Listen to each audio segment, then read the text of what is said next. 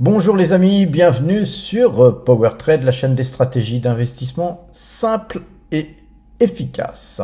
Alors aujourd'hui, le thème c'est la fiscalité, surtout sur le PEA, notamment concernant les valeurs européennes que que vous avez le droit d'acheter au sein d'un PEA. Moi, personnellement, ce que je vous conseille, c'est de n'acheter que des valeurs étrangères, que sur des comptes titres, voilà, des CTO, tout à fait normal, et sur le PEA, de ne travailler que sur des valeurs françaises.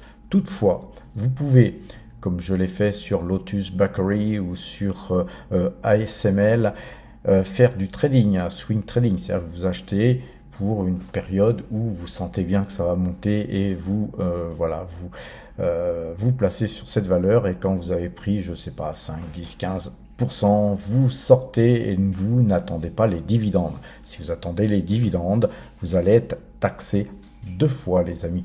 Voilà, en fait, c'est tout ce que j'avais à dire en fait sur la fiscalité sur les PEA. Je suis pas moi un spécialiste du tout concernant la fiscalité, mais ça c'est la base, les amis. La base, c'est que le PEA il avait été créé uniquement pour des valeurs françaises. À la base, on a rajouté des valeurs européennes, mais voilà, si vous ne faites pas comme je viens de vous dire, du trading sur PEA, si vous placez des valeurs étrangères sur du long terme, si elles versent du dividende, vous allez être imposé donc une fois par le pays d'origine, et puis à la sortie, quand vous sortirez vos thunes, une deuxième fois par la France, qui ne vous oubliera pas, les amis. La France vous oublie jamais quand vous devez payer quelque chose. Alors, par contre, on va donc commencer à scanner toutes nos valeurs. Enfin une grosse partie des valeurs que nous avons en portefeuille, et puis après on va aller voir la watching list, les amis, justement pour vous montrer voilà ce qu'on a fait de temps en temps sur PEA, puisque de temps en temps on achète des valeurs étrangères à PowerTrade aussi sur PEA. C'est très rare, mais on le fait.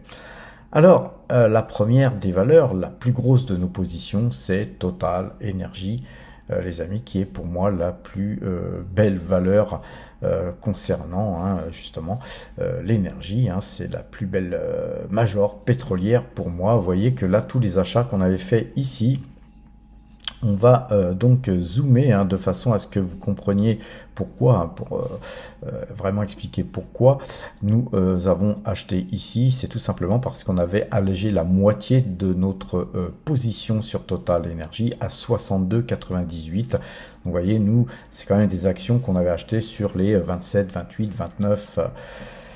30, 31 euros, les amis, juste après le Covid. Donc effectivement, on s'était gorgé de pognon, puisque vous savez qu'on est sur la chaîne du pognon, les amis, donc on est là pour ça.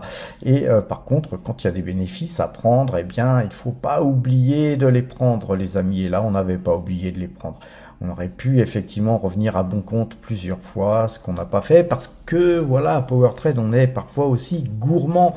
On voulait, pourquoi pas, rentrer sur les 57 euros.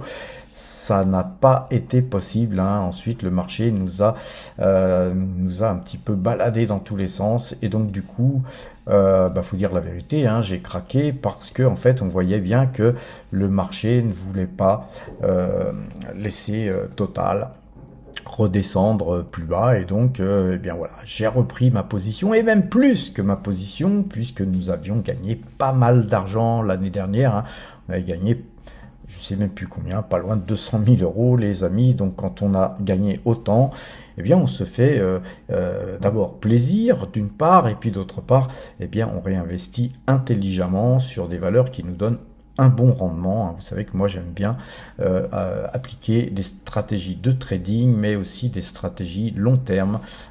Question nos dividendes, on a donc besoin d'alimenter un petit peu nos caisses de par justement de l'argent frais qui nous arrive tous les mois, tous les 3 mois, tous les ans. On réinvestit, et donc on a beaucoup réinvesti. Là ici, vous voyez, à 61, 45, 62 et pratiquement 63, puisqu'on a investi jusqu'à 62, 72. Et puis ensuite, quand le titre avait décroché ici, là, voilà, nous avons fait feu de tout bois pour continuer nos achats. Et vous voyez qu'on n'a pas fait semblant, hein, les amis, puisque aujourd'hui, on a une énorme ligne totale hein, qui représente plus de 50% de l'ensemble de notre patrimoine action. Là, pour l'instant, on ne peut pas dire que Total a le vent en poupe, donc nous conservons notre position. Hein. De toute façon, Total Énergie, on ne peut pas faire autrement. On a encore du cash, on pourrait racheter sur des points plus bas. Hein. Si on allait sur les 57 €, eh bien, on ne se priverait pas, les amis. Donc, tout ça pour vous dire que Total est la valeur type pour justement placer sur un PEA. Deuxième valeur type hein, qui mérite de figurer dans un PEA, c'est Pernod Ricard, les amis. Et on est là pour le dividende, hein, aussi bien sur Total que sur Pernod Ricard, que sur toutes les autres valeurs.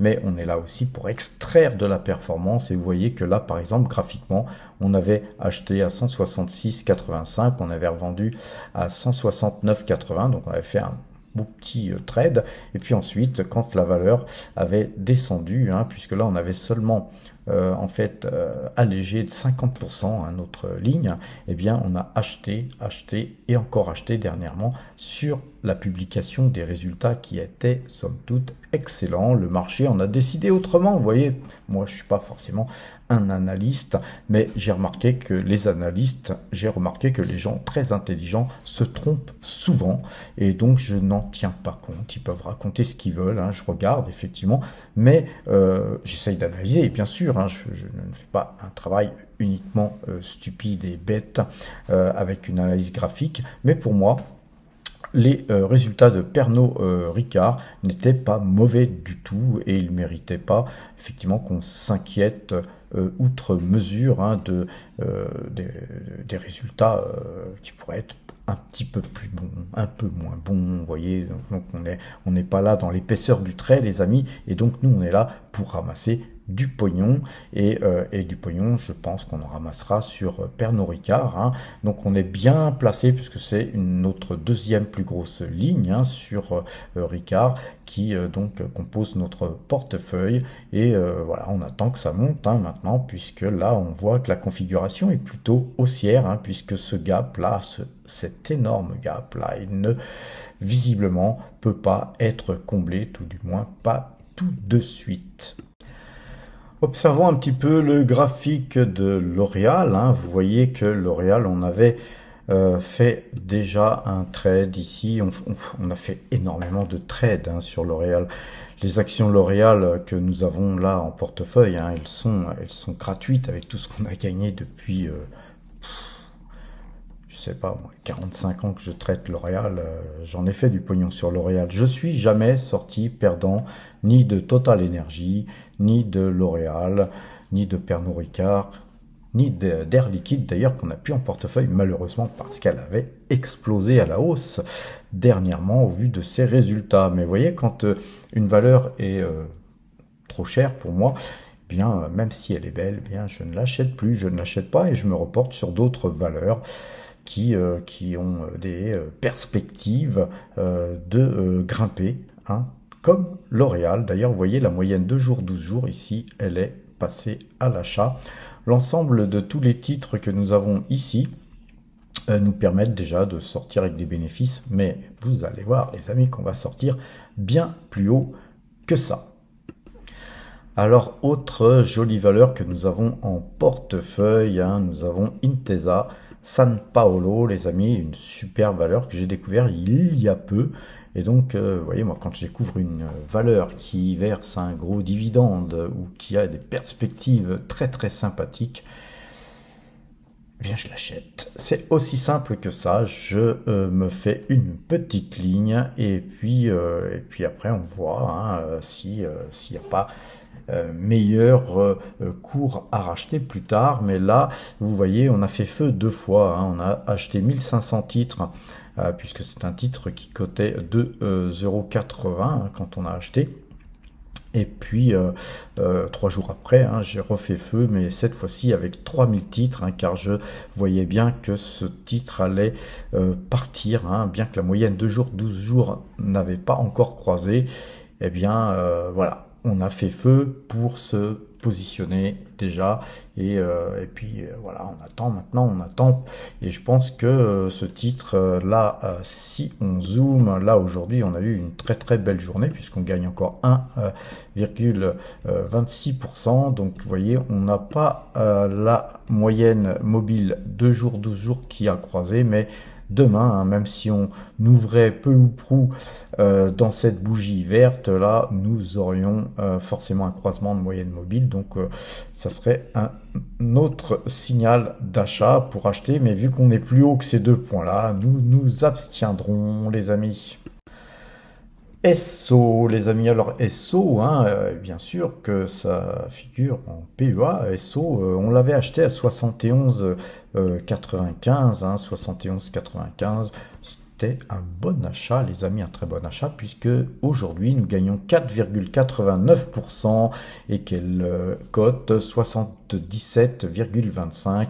Alors ça, pour le coup, c'est vraiment une valeur par excellence à laisser sur son PEA, car voilà, moi personnellement, je pense qu'elle vaut beaucoup plus que ça. Je vous encourage à aller voir l'article qui a été pondu sur le site www.powertrade.fr, hein, un article qui a été pondu par monsieur Gilles Lerat, qui est un ami, un associé depuis des années, et voilà, son article est vraiment excellent, hein, et donc c'est d'ailleurs suite à son article que j'ai refait feu sur cette valeur.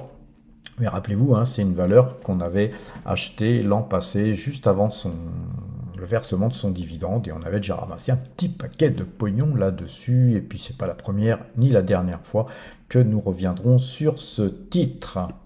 Concernant AXA, les amis, alors là, j'ai pas pu forcément noter tous les antécédents, hein, à quel prix on avait acheté, vendu, etc. Puisque en fait sur TradingView il y a peu de temps, hein, que je note les achats et les ventes que je fais. D'ailleurs il y a peu de temps où je marque et la date, hein, puisque la flèche quand on la met des fois on la bouge et puis après on sait plus à quelle date on a acheté et à quel prix et à quelle date. Donc ça me permet en fait, quand je délie les opérations, que j'ai fait un acheté et un vendu et qu'on a en fait délié et qu'on a pris notre bénéfice, qu'on a extrait notre performance, et bien ensuite je note ça sur le site www.powertrade.fr et vous pouvez aller visualiser effectivement tous les achats et ventes que nous faisons depuis la création de ce site internet. Alors, puisqu'on parle d'AXA, excellente valeur qui justement mérite de figurer dans un PEA, hein, là-dessus il n'y a aucun problème, et sachez que voilà, on l'avait acheté ici sur les 30,74, 30,79, hein, puisqu'on avait acheté ça justement sur 2 compte titre PEA, et cette valeur continue son petit bonhomme de chemin, elle monte et elle monte encore aujourd'hui, mais très peu, hein, mais elle monte. Concernant Parex Resources, je vous avais fait une vidéo d'ailleurs, hein, comme je vous avais fait une vidéo sur SO, hein, les amis, hein, puisqu'à chaque fois qu'on achète quelque chose ou qu'on vend quelque chose, je fais une vidéo, je vous montre à quel prix j'ai acheté, hein, je vous montre mon compte, on peut pas faire mieux, et puis ensuite j'inscris sur le graphique. Donc cette société Parex, hein, pour moi aussi c'est une très belle opportunité qu'il faut saisir, à mon sens, hein, c'est ce que j'ai fait. Encore une fois, hein, je suis pas conseiller financier, je ne pousse personne à acheter quoi que ce soit ni à vendre quoi que ce soit. Faites vos recherches vous-même par rapport à ce que je peux vous dire ou ce que d'autres youtubeurs peuvent vous dire, et puis ensuite à vous de décider, les amis.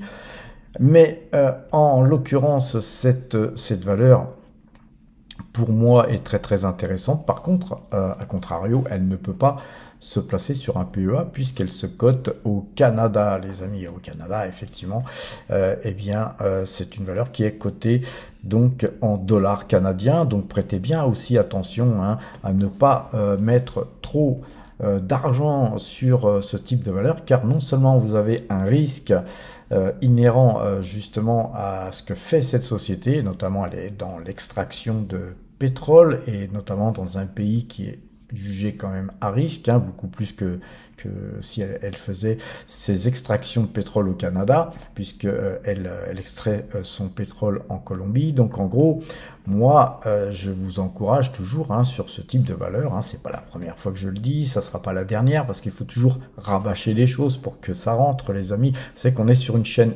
éducative et que si possible, on essaye de vous empêcher de faire des erreurs que moi-même j'ai pu faire quand j'ai commencé à investir en bourse, car à l'époque, il n'y avait pas de chaîne YouTube. Hein. Moi, à l'époque, les amis, si je vous dis comment on achetait des actions, vous me croiriez peut-être pas. Hein. À l'époque, il fallait se déplacer à la banque, il fallait signer son ordre, et donc il fallait avoir un travail qui puisse vous permettre de pouvoir vous déplacer à la banque et signer des ordres d'achat, et puis les ordres d'achat ou de vente qu'on pouvait faire à l'époque, hein, dans les années 80, on les faisait par rapport à la cote de la veille, puisque on regardait les cours de la bourse dans le journal, les amis. Donc on avait les cours de la veille. Donc vous imaginez qu'aujourd'hui, on ne pourrait plus revenir dans une telle situation de travail. Hein. On ne pourrait plus travailler comme ça aujourd'hui avec les outils d'aujourd'hui. Alors, cette valeur, hein, on a ici eu une très très belle opportunité de rentrer sur ce titre.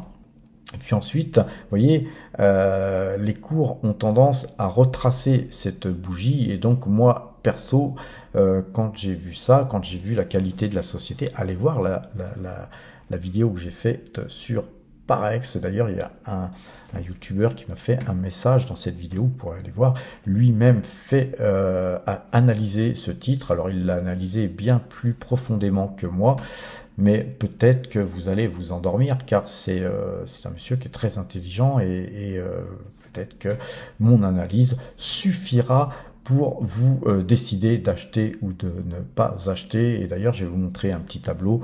D'ailleurs, je vais vous le montrer tout de suite. Alors, vous voyez, c'est un système qui est assez simple. Hein. Donc, on a, je vous donne pas toutes mes bases de calcul. Hein. Ça reste quand même quelque chose qui a demandé énormément de travail et encore que cette version est toujours en bêta test, hein, donc je la teste, il faut que je la teste sur plusieurs années hein, d'ailleurs pour être certain que ces notes ont une véracité quelconque. Vous voyez, donc quand on met, alors je vous donne quand même quelques indications, quand vous mettez le PER, le rendement et le ROE, vous avez déjà une base qui pour moi est déjà suffisante pour vous dire que cette société, quand même, elle mérite d'être étudiée un peu plus. Vous voyez, donc vous voyez, il n'y a pas besoin de faire une analyse d'une heure avec des trucs pas possibles pour décider que tiens, je vais mettre une petite louche de pognon sur telle ou telle valeur. Alors, ce qui est intéressant de voir sur ce tableau, les amis, c'est que vous voyez, j'ai pris des sociétés qui sont censées m'intéresser. Vous voyez, j'ai pris par exemple Petrobras, qui est une de mes valeurs favorites aussi, mais j'ai pris aussi des valeurs comme Bonduelle, Crédit Agricole, Intesa San Paolo, qu'on a donc mis en portefeuille il y a peu, Total Energy, qui est ma valeur fétiche, hein, puisque c'est la plus grosse position que nous avons en portefeuille. Mais vous savez, Total Energy, ça a beau être notre plus grosse position, hein, si demain, hein, je vous l'ai déjà dit, si demain elle montait à 72 ou 75 euros, qui est pour moi son juste prix, j'hésiterai pas à dégager, hein, parce que moi je suis pas marié avec Total Energy. Vous savez, les amis, il faut pas tomber amoureux d'une valeur et y rester jusqu'à la mort. Hein. On est là sur Terre pour quelques années et puis on est là surtout pour bien vivre, dépenser, s'amuser. Et donc l'argent c'est aussi fait pour ça, et donc la bourse ça peut nous permettre de gagner beaucoup plus d'argent que ce qu'on gagne ou ce qu'on gagnerait avec nos salaires, et donc c'est un outil, les amis. L'argent c'est une matière première pour nous, hein, c'est avec ça qu'on travaille, mais c'est aussi une monnaie d'échange, et donc à un moment donné il faut aussi savoir dépenser, les amis. Donc vous voyez que les notes du haut de ce tableau, hein, puisque je les ai classées par ordre chronologique, hein, par les meilleures notes, hein, vous avez les meilleures notes vers le haut, et bien Petrobras a la meilleure note dividende, hein, ce que j'appelle un dividende score. C'est par rapport à tous les paramètres qu'on peut rentrer dans la machine. Là, ensuite, on fait mouliner, hein, on fait des calculs. Hein, c'est un petit peu un truc algorithmique, en gros, hein, à ma sauce. Et ensuite, vous avez une note qui pèse en fait, hein, en gros, hein, c'est simple, c'est une simple balance entre cette colonne-là et puis celle-là, et puis ça pèse un petit peu le bon côté du côté droit et le bon côté du côté gauche. Si vous avez un équilibre, c'est que peut-être quelque chose a un petit peu merdouillé, hein, de l'autre côté. Et donc on voit que toutes ces belles sociétés que vous avez en tête de tableau sont des sociétés qui sont très bien notées, hein. Moi j'estime que jusqu'à 5, la note est excellente. C'est vraiment le moins que je puisse dire. Et donc vous voyez que vous avez tout un tas de valeurs et dedans vous avez Realty Income, la Coface, Parex, la société qu'on vient de voir juste à l'instant. Vous avez Harmony Gold, Barrick Gold, Toto, une valeur qu'on a achetée il n'y a pas très longtemps. Vous avez Michelin, Alibaba, Suntory, Exxon. Alors là, Exxon, Chevron, vous avez des valeurs que je n'ai pas en portefeuille, hein, mais j'ai mis certaines valeurs pour tester un petit peu, voir comment que ça fonctionnait. Et vous voyez que jusqu'à Saint-Gobain, AXA et Mersen, vous voyez qu'on a une note de 5. Donc ce sont des valeurs qui pour moi me permettent d'investir et de dormir sur mes deux oreilles. Je sais qu'il y a des dividendes qui vont tomber. On a donc de bons rendements sur ces valeurs et en même temps, non seulement on a des bons rendements, mais on a aussi de la croissance, parce que c'est bien d'avoir un bon rendement, mais d'avoir un peu de croissance, c'est mieux.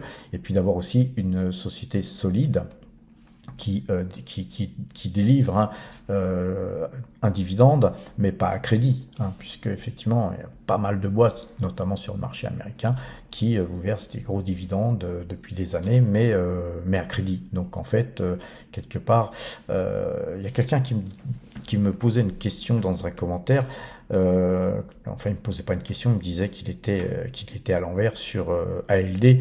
Vous voyez, ALD par exemple, c'est une valeur qui vous verse un dividende, certes, tous les ans, mais elle augmente le nombre d'actions en circulation aussi, d'une manière, je crois qu'en 5 ans, elle a doublé le nombre de ses actions. Donc en gros, elle vous verse un dividende avec votre pognon, et en plus, ces gens-là se versent un gros salaire, en fait. ALD, c'est une usine à cash, hein, pour la Société Générale, mais c'est un trou financier pour les actionnaires. Donc voilà, à partir de ce moment-là, voilà, faites vos recherches, les amis, essayez de comprendre à chaque fois que je vous explique certaines choses dans mes vidéos. C'est pas pour vous empêcher d'acheter des valeurs type ALD ou autre. C'est que si je vous dis ça, c'est qu'il y a peut-être des raisons. Hein. C'est qu'il faut, avant de faire de l'analyse graphique, il faut aussi regarder le fondamental de la société, au moins un minimum, sans aller jusqu'à faire, je veux dire, 3 ans d'études de comptabilité pour ça non plus, hein, les amis. On n'est pas non plus des comptables. Donc tout ce qui est en bleu, c'est en fait tout ce qui est au-dessus de 3, entre 3 et 5, et vous voyez que là c'est une note moyenne, mais une très bonne note, ceci dit, et vous avez ST Microélectronique, Itochu, Toyota Motor, Thermador, Kaufman, Taiwan Semiconductor, Danone, même Google qui ne verse pas de dividendes. Donc vous voyez que même avec 0 dividende, eh bien vous voyez que la note de Google est relativement quand même très bonne. Vous avez Johnson & Johnson, vous avez Pernod Ricard, Airbus et Dassault Systèmes. Donc voilà les valeurs qui sont d'une très très bonne qualité aussi, mais vraiment pas aussi excellente que ce qui était dans le tableau en vert. Ensuite, vous avez des valeurs qui sont en rose là, et en fait ce sont d'excellentes valeurs quand on regarde, hein. Quand on regarde, j'étais d'ailleurs surpris de la note d'Ecopétrol, hein. Vous voyez que voilà, donc comme quoi ce système que j'ai mis en place va me permettre de ne pas forcément trop bourrer sur Ecopétrol vu sa note. Mais ceci dit, les notes affichées sont entre 0,79 et 3. Ça ne veut pas dire du tout que la société est mauvaise et qu'elle n'est pas à acheter. Ça veut tout simplement dire, les amis, que, que ces sociétés qui figurent là, eh bien, elles axent pas leur stratégie sur le dividende, ou alors le dividende n'est pas safe, ou alors il y a quelque chose qui fait baisser cette note, hein. Mais encore, hein, encore faut-il dire, hein, que j'aurais pu mettre en bleu jusqu'à 2, hein, ou 1,90, hein, parce que par exemple Microsoft, hein, ça reste une super valeur de croissance qui verse un dividende, etc. Alors pourquoi ce tableau, les amis? Comment? C'est quelque chose qui va se retrouver sur le site powertrade.fr dès que je le pourrai. Pourquoi ce tableau? Parce qu'en fait c'est pas une note comme le PER ou le ROE ou des choses comme ça. C'est une note qui vous permet de comprendre que ces valeurs qui sont dans le rose par exemple sont des très bonnes valeurs. Mais elles auraient certainement une meilleure note si elles étaient moins chères. Ça veut dire que, par exemple, Tesla, elle est finalement très bien notée, mais si elle était 30% moins chère, elle aurait une meilleure note. C'est aussi simple que ça, hein, les amis, hein. Vous voyez que, par exemple, JTT, c'est pareil, une très belle valeur. L'Oréal, que nous avons en portefeuille, vous voyez que c'est une valeur qui est chère. On aurait pu mettre LVMH, hein. Je suis sûr que LVMH serait dans le rose. Et donc, toutes les valeurs que vous avez là dans le rose sont en fait d'excellentes valeurs. Mais pourquoi la note est mauvaise?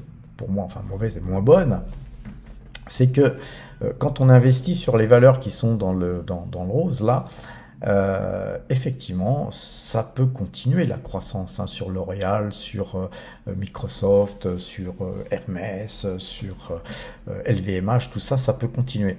Ce qu'il y a, c'est que pour moi, la note est moins bonne parce que si jamais il y a un petit coup d'arrêt dans la croissance, eh bien, ça dégringole et ce genre de valeur, comme Tesla par exemple, ou comme Microsoft, hein, si Microsoft se mettait à publier à un moment donné un trimestre de relativement mauvaise facture, c'est un titre qui pourrait décrocher de 30 voire 40%. Et moi, j'essaye d'éviter d'avoir des trop grosses lignes sur des titres qui pourraient décrocher de 30 ou 40%. D'où ce tableau, les amis, qui est justement un calculateur de risque en fait, hein. On voit que toutes les valeurs qui sont dans le vert ont potentiellement moins de risques que celles qui sont dans le bleu et encore moins de risques que celles qui sont dans le rose.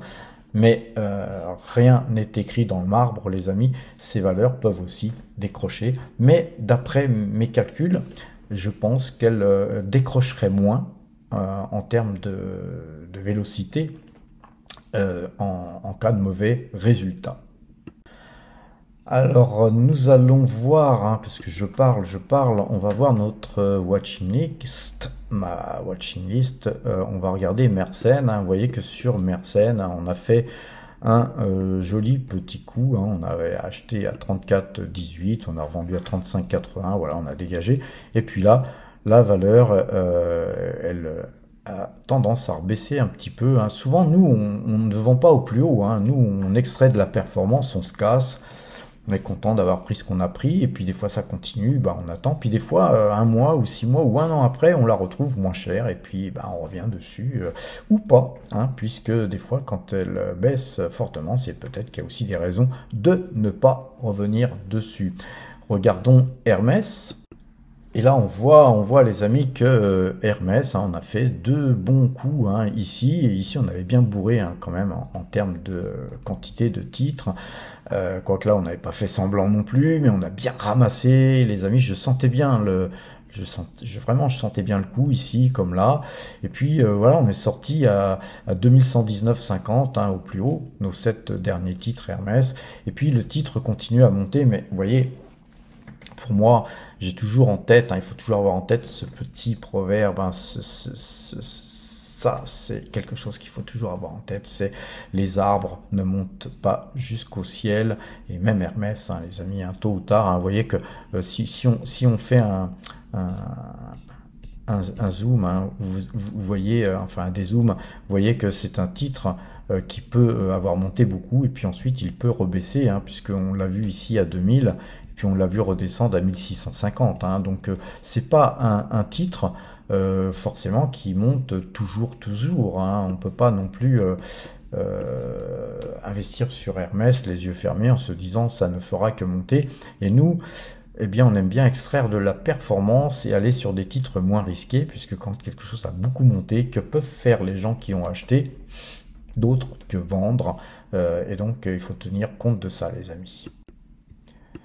Sur la Française des Jeux, les amis, c'est un titre, hein, pareil, on a fait de la thune ici, puis on s'est cassé, malheureusement d'ailleurs, hein, parce que effectivement ce titre ensuite a publié de bons résultats, on a gapé, on a continué à monter, et puis voilà, ça commence à s'épuiser un petit peu, donc voilà, on attend, nous, pour essayer de rentrer à bon compte, et quand bien même nous ne retrouverions jamais ces prix-là, tant qu'on fait de l'argent sur d'autres titres, quand une occasion graphique se présente sur la Française des Jeux, par exemple, sur des cours qui pourraient être à mi-parcours entre les cours actuels et les cours où nous sommes sortis, eh bien nous, on n'hésite pas à revenir dessus, hein, les amis. Il ne faut pas forcément toujours attendre à racheter plus bas.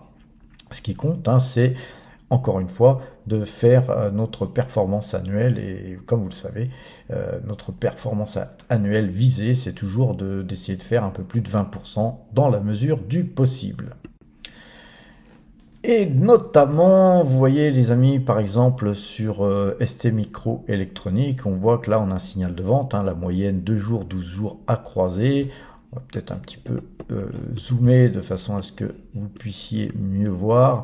Donc c'est un titre, moi, que j'aime bien aussi avoir en portefeuille. Hein. C'est un titre qu'on peut mettre sur son PEA. Mais là, vous voyez, on a une faiblesse.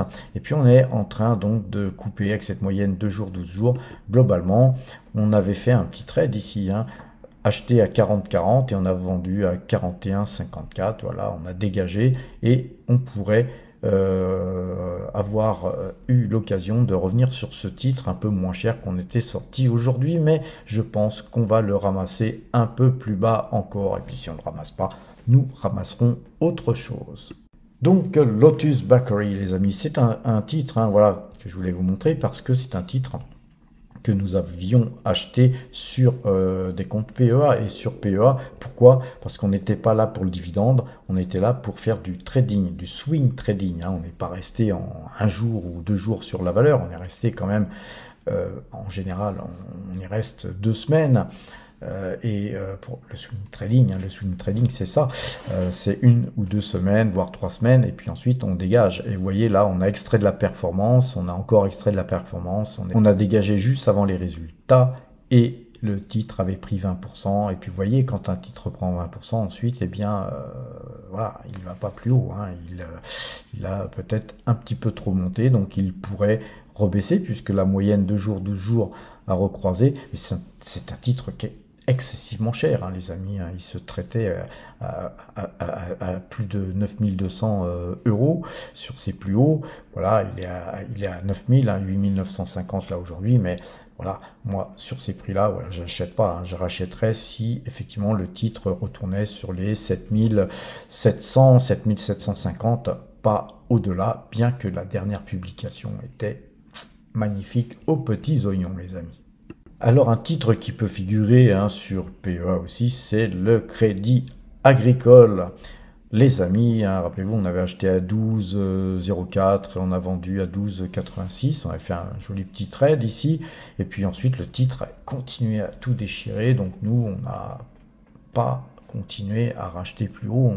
On ne monte pas dans un train en marche, hein, les amis. On regarde toujours la sécurité. On est rentré là, on est sorti là. Mais on attend. On attend, et vous voyez que la patience paye, puisque là on a un croisement de moyenne mobile 2 jours, 12 jours, et puis le titre décroche, et puis là visiblement nous aurons peut-être un signal d'achat demain. Et bien demain, si signal d'achat il y a, et bien nous allons revenir sur cette valeur avec une petite ligne. On se fera une petite quotité à l'achat sur Crédit Agricole si la moyenne de jours 12 jours croise.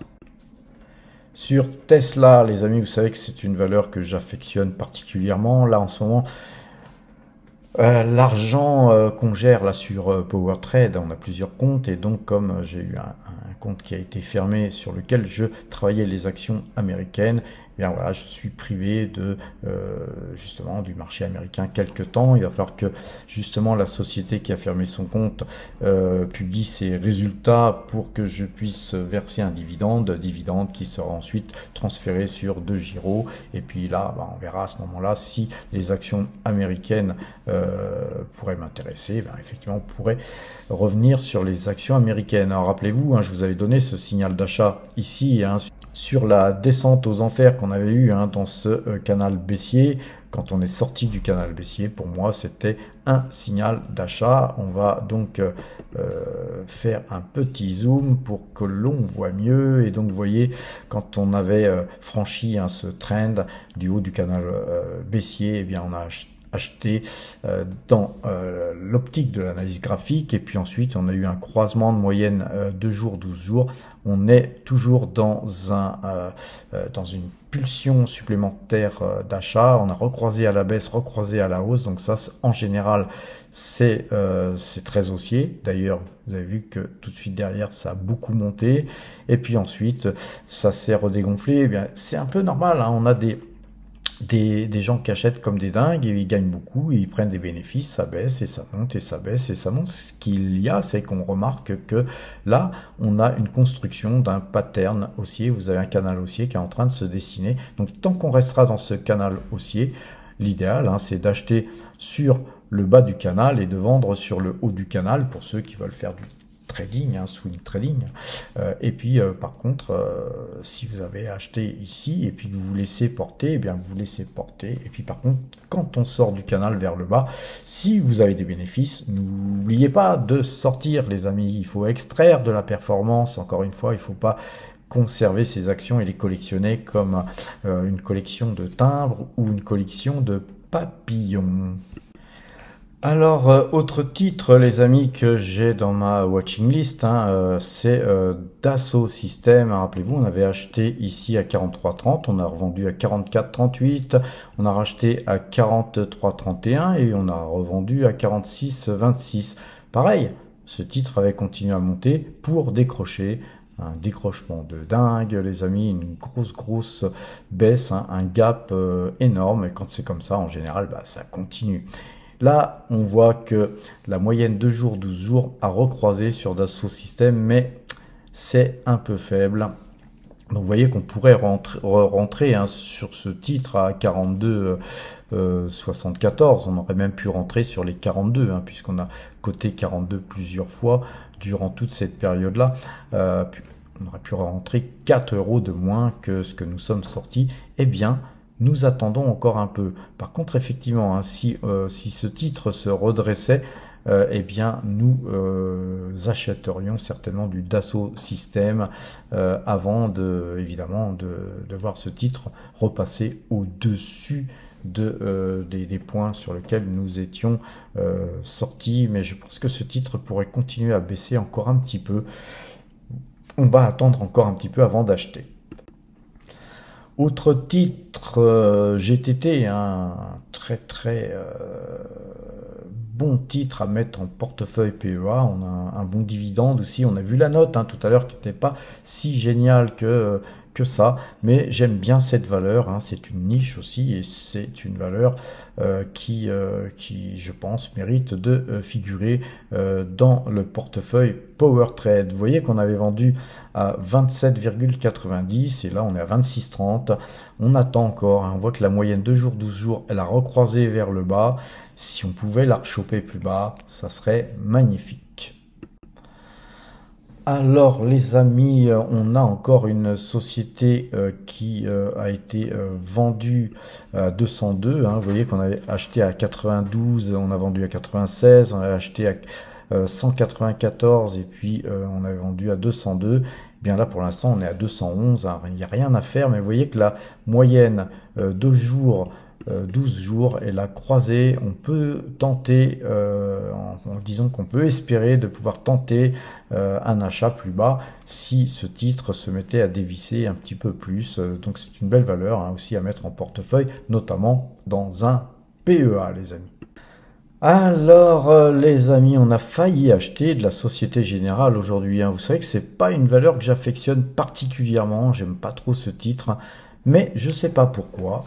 D'abord, on a failli avoir un croisement de moyenne 2 jours, 12 jours, et je pense que demain, si on avait un croisement de moyenne 2 jours, 12 jours, hein, comme sur d'ailleurs NG, hein, que je vais pas montrer aujourd'hui parce qu'on n'a plus trop le temps. Ça fait déjà pas mal de temps que je parle, les amis.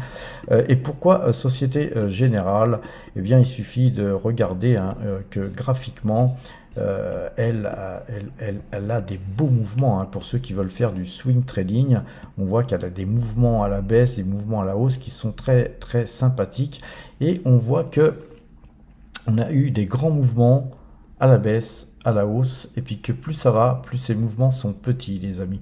On est en train de faire un drapeau finalement, et que on va devoir sortir du drapeau.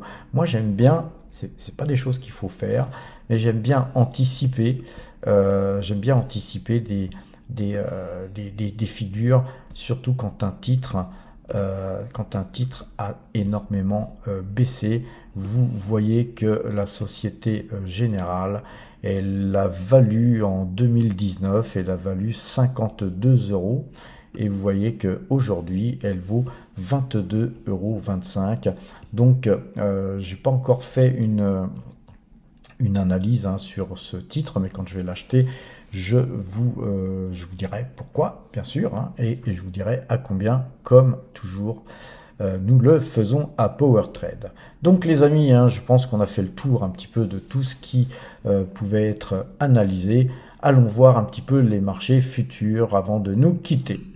Donc voilà les amis, vous voyez que sur l'échéance mars, hein, puisque février c'est terminé, hein, donc nous sommes sur mars, hein, on avait donc acheté un contrat à 7776,50 hein, depuis donc lors, nous sommes toujours donc en position sur ce contrat, et puis là actuellement on cote 7829, donc actuellement hein, on gagne 7828,50, hein, ça bouge encore les amis, hein, puisque ça va clôturer à 22 h hein, les marchés futurs, et donc pour l'instant on gagne 520 € hein, sur ce contrat. On laisse filer, hein, on reste en pause car nos algorithmes sont toujours acheteurs.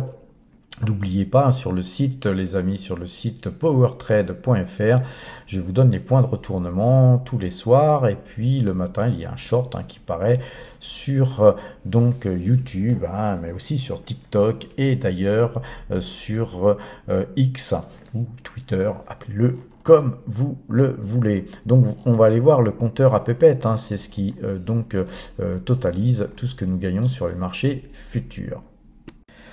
Donc regardons un petit peu ce compteur à pépette. Nous avons commencé, nous avons recommencé un graphique avec l'état de nos gains à zéro, hein, puisque l'année dernière on avait gagné pendant un moment un peu plus de 200 000 € sur les marchés futurs, et puis ensuite on avait reperdu un peu, donc nous sommes je pense retrouver à 193 000 € de souvenirs de gains sur toute l'année 2023, et puis voilà, on recommence depuis 2024, mais pour avoir un petit peu d'éléments graphiques, j'ai repris les éléments depuis le 22 août 2023, où on avait d'ailleurs commencé avec une perte ici, et donc en fait ensuite nous avons tradé. Tout ce qui est en rouge c'est des pertes, tout ce qui est en bleu c'est des gains. Donc le trade en cours, les amis, on était à combien sur le trade en cours? Donc nous sommes à 7832, donc on va mettre ça à jour. 7832, vous voyez, on était assez proche. On va lui retirer un point, hein, l'histoire d'être juste, et donc c'est un trade hein, qui nous fait gagner 653,50 €. depuis donc le mois de février que nous sommes en position, mais nous sommes en position depuis février, mais sur l'échéance mars, les amis. Donc globalement, ce système de trading qui nous est donné par nos algorithmes tous les matins, et donc on rentre en position qu'à partir de 9 heures, je vous le rappelle, parce que ces points sont calculés sur le cash, c'est pas calculé sur les marchés futurs. Donc globalement, c'est 653,50 €, s'additionne sur donc ce résultat qui est porté à 2843,65 depuis le mois d'août, les amis. Pour réaliser ce résultat, nous avons donc gagné 12 fois et perdu 19 fois. Vous voyez qu'on perd plus souvent qu'on gagne, mais en général, nos algorithmes nous donnent à peu près en moyenne un trade gagnant sur 2, mais dernièrement, on a beaucoup morflé. Rappelez-vous, je vais vous montrer ici, là, rappelez-vous ici, cette période-là où on a fait que des trades perdants.